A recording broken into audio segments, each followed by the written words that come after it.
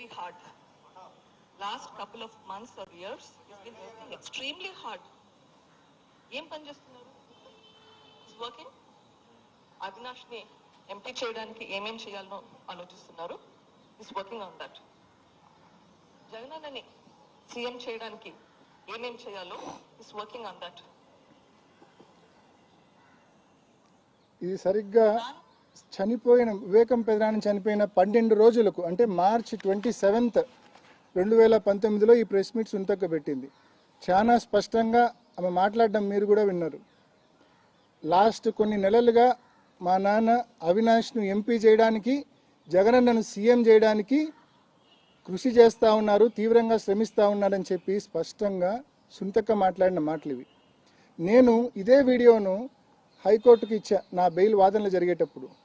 MP ticket motive అంటారు, ఒక పక్క సొంతం కూతురే ఈ మాదిరి మాట్లాడింది, నా కోసం ఆయన తీవ్రంగా కృషి చేస్తూ ఉన్నమాట వాస్తవము అని చెప్పి ఈ వీడియో పెట్టినప్పుడు నాకు బెయిల్ వచ్చిన తర్వాత మళ్ళా సిబిఐ సుంతక్కను పిలిచి ఈ స్టేట్మెంట్కు మళ్ళా కవరప్, ఇది మార్చ్ 27, 2019 ఇచ్చింది. మే 31, 2023 అంటే 3 ఏళ్ల తర్వాత ఈ స్టేట్మెంట్కు, ఈ ప్రెస్ మీట్ వీడియోకు కవరప్ మళ్ళా పిలిచి ఎందుకు మీరు అట్లా మాట్లాడినారు అని చెప్పి సిబిఐ అడగడము, సుంతక్క చెప్పడం, నాకు సజ్జల రామకృష్ణారెడ్డి గారు అట్లా చెప్పమంటే నేను చెప్పినా అని చెప్తుంది. అయితే ఎంత విచారణలో ఎన్ని లొసుగులు ఉన్నాయో ఒక్కసారి గమనించమని కోరుతా ఉన్నా. అంటే ఒక్కసారి వాంగ్మూలం ఇచ్చినాక ఈ మాదిరి కవరప్ చేసుకునే కార్యక్రమం, ఇంప్రొవైజ్ చేసుకునే కార్యక్రమం ఎక్కడైనా జరుగుతుందా? నేను మీ ముందు 2 ఉదాహరణలు ఉంచా, 2 కూడా ఆన్ పేపర్ డాక్యుమెంటెడ్ స్టేట్మెంట్స్ కూడా మీ అందరికీ అందజేస్తా. అదేవిధంగా పండింటి రాజశేఖర్, నీరుగట్టు ప్రసాద్, షమీం వీళ్ళందరి స్టేట్మెంట్స్ కూడా మీకు అందిస్తా. రెండోది, మీరు ఫర్దర్ విచారణ ఏ కోణంలో అడగాల? ఇందాక చెప్పినట్టు డాక్యుమెంట్స్ థెఫ్ట్ ఏది ఉందో ఆ డాక్యుమెంట్స్ ఏంటివి అనేది, ఆ డాక్యుమెంట్స్ రికవరీ కోసం ఆ డాక్యుమెంట్స్ ఏంటివి అని రౌండ్ డిసీలు ఉన్నాయి డాక్యుమెంట్స్ మీద అనేవి వరకు దస్తగిరి చెప్తాడు. తర్వాత ఆ డాక్యుమెంట్స్ ఏంటివనేది దస్తగిరి కూడా చెప్పాడు. సో ఆ డాక్యుమెంట్స్ ఏంటివనేది విచారణ చేసి మాకు ఫర్దర్ ఎంక్వైరీ చేసి క్లారిటీ ఇవ్వమని అడగాల. మీరు అది అడగరు. అదేవిధంగా షమీం గారు వివేకం పెదనాన్నకు సంబంధించిన సెకండ్ వైఫ్ అనే విషయం అందరికీ తెలుసు, కేసులో కూడా ఇన్వెస్టిగేషన్లో కూడా ఎస్టాబ్లిష్ అయింది. ఆమెకు వివేకం పెదనాన్నకు ఒక కొడుకున్నారనే విషయం, షహన్ షా అనే ఒక కొడుకున్నారనే విషయం కూడా ఇన్వెస్టిగేషన్లో క్లియర్గా ఎస్టాబ్లిష్ అయింది. దాని మీద ఏం డిస్ప్యూట్ లేదు. మరి ఆ వారసుడికి కూడా భవిష్యత్తులో తప్పకుండా ఆయనకు సంబంధించిన ఆస్తి తప్పకుండా పోవాలి. మరి ఆ ఆస్తి పోవాలి కాబట్టి ఆ ఆస్తి పోకుండా ఉండడం కోసం ఇది మర్డర్ ఫర్ గెయిన్ అయ్యుండొచ్చు. మరి ఈ మర్డర్ ఫర్ గెయిన్ కోణంలో ఎందుకు విచారణ చేయలేదని పొరపాటున కూడా మా సుంతకు అడగదు, సిబిఐని కానీ కోర్టును కానీ ఎవరిని అడగదు. డాక్యుమెంట్స్ థెఫ్ట్ గురించి అడగదు, మర్డర్ ఫర్ గెయిన్ గురించి అడగదు. కేవలం ఇర్రిలవెంట్ ఇష్యూస్ మాత్రమే సిబిఐ ముందు లేకుంటే కోర్టు ముందు అడగడం ఆనవాయితీగా మనం చూస్తూ ఉన్నాం. ఇవన్నీ ఎందుకు అడగదనేది నిజంగా ఒక $1 మిలియన్ క్వశ్చన్. ఈ లెటరు నిజంగా లెటర్ దాచిపెట్టడం అనేది సీన్ ఆఫ్ క్రైమ్లో దొరికిన valuable piece of evidence. Letter దాచిపెట్టడం అనేది it accounts to screening of evidence. It is a crime. ముద్దాయిలు కావాలి వీళ్ళు, మరి ముద్దాయిలు కాకుండా ఎలా పోయినారనేది వీళ్ళకే తెలియాలి. మరి ఇవన్నీ కూడా నేను మీ ముందుంచిన ఉదాహరణలు. అండ్ మరీ ముఖ్యంగా ఒక పర్టికులర్ ఆస్పెక్ట్, 2021లో ఒక పెద్ద మనిషి మన ఆంధ్ర రాష్ట్రానికి సంబంధించిన ఒక పెద్ద మనిషి మరి ఢిల్లీలో ఒక కీలకమైన పోస్టులో ఉండడము, ఆ పెద్ద మనిషి ఆశీస్సులతో అప్పటి సిబిఐ డైరెక్టర్ గారు నియామకం కావడము, ఆయనను మరి సునీతక్క అనేక సార్లు రెఫరెన్స్తో కలవడము, చంద్రబాబు నాయుడు గారు సునీతక్క కలిసి ఒక టార్గెటెడ్ ఇన్వెస్టిగేషన్ దిశగా ఈ కేసును తీసుకెళ్లడము, వారికి నచ్చిన వారిని మాత్రమే సిబిఐ పిలిచి విచారణ చేసింది. ఏ లెవెల్ అంటే, నేను గతంలో కూడా ఎలక్షన్స్ ముందు పెట్టిన ప్రెస్ మీట్లో కూడా 2024 ఏప్రిల్ మాసంలో పెట్టిన ప్రెస్ మీట్ కూడా అదే నా చివరి ప్రెస్ మీటు. అప్పుడు కూడా ఒక విషయం స్పష్టంగా చెప్పాను.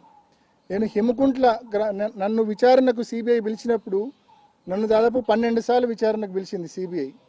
3వసారి పిలిచినప్పుడు నేను చెప్పా, ఒక హిమకుంట్ల గ్రామానికి సంబంధించిన ఒక వ్యక్తి ఆ రోజు మేము సీన్ ఆఫ్ క్రైమ్లో ఇంట్లో ఉన్నప్పుడు నేను పెదనాన్న డెడ్ బాడీ చూసి బయటకు వచ్చేసిన.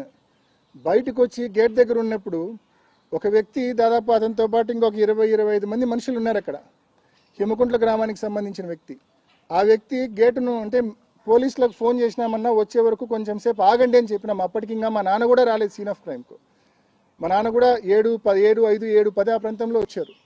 పోలీసులకు సిఐ గారికి నేనే ఇన్ఫార్మ్ చేసినాను, కొంచెం సేపు ఆగుదాము అని చెప్తే అక్కడ ఉన్న వాళ్ళు కొంచెం వివేకం ప్రధానం చనిపోయినారు, మా సార్ చనిపోతే చూడనీరా అని కొంచెం బాధపడి గట్టిగా అరిస్తే గేటును కాలుతో తంతే నేను వదిలిపెట్టేసినాం, లోపలికి అందరూ పోయి చూడండి అని చెప్పి.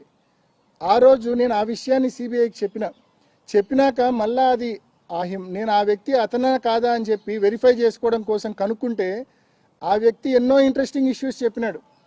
ఆ వ్యక్తి దగ్గరికి 2020లో సునీతక్క ఆమె భర్త రాజశేఖర్ గారు వెళ్ళారంట.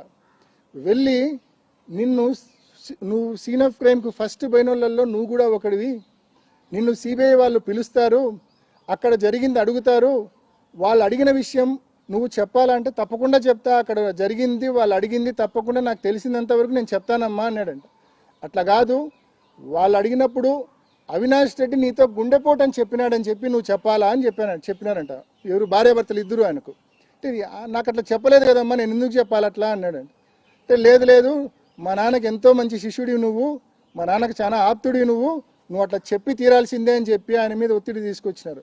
నేను చెప్పనమ్మా, జరిగినట్టు చెప్పాలంటే ఏడైనా చెప్తాము, మీరు చెప్పమన్నట్టయితే నేను చెప్పనమ్మా, అది అబద్ధము, నేను చెప్పనమ్మా అన్నాడంట. వాళ్ళు వెళ్ళిపోయి నువ్వు ఆలోచించుకో అని చెప్పి వెళ్ళిపోయి మళ్ళా ఒక వారం తర్వాత రెండోసారి ఆ హిమకుంట్ల గ్రామానికి సంబంధించిన వ్యక్తి దగ్గరికి రెండోసారి వెళ్ళారు. వెళ్ళి మళ్ళీ ఒత్తిడి తీసుకొచ్చారు.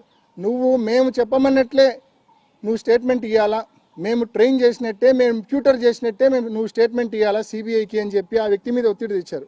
అతను రెండోసారి గట్టిగా చెప్పడంతో, నేను చెప్పను అని గట్టిగా చెప్పడంతో వాళ్ళు వెనక్కిపోవడం జరిగింది. అంటే నేనేం చెప్తున్నా అంటే ఈ మాదిరి వాళ్ళు ట్రైన్ చేసి ట్యూటర్ చేసిన విట్నెస్లను మాత్రమే సిబిఐ పిలుచుకొని, ముఖ్యంగా నేను చెప్పిన ఈ కొత్త డైరెక్టర్ నియామకం జరిగిన తర్వాత రామ్ సింగ్ గారు వీళ్ళ చేతుల్లోకి పూర్తిగా వచ్చిన తర్వాత, సుధా సింగ్ గారిని దీపక్ గౌర్ గారిని పూర్తిగా విచారణ నుంచి తప్పించిన తర్వాత, రామ్ సింగ్ అనే వ్యక్తి వీళ్ళ చేతుల్లోకి వచ్చిన తర్వాత పూర్తిగా ట్యూటర్ చేసి ట్రైన్ చేసి ఈ మాదిరి ఇష్టం వచ్చినట్లు స్టేట్మెంట్లు తీసుకునే కార్యక్రమం వీళ్ళు చేశారనేది వాస్తవం.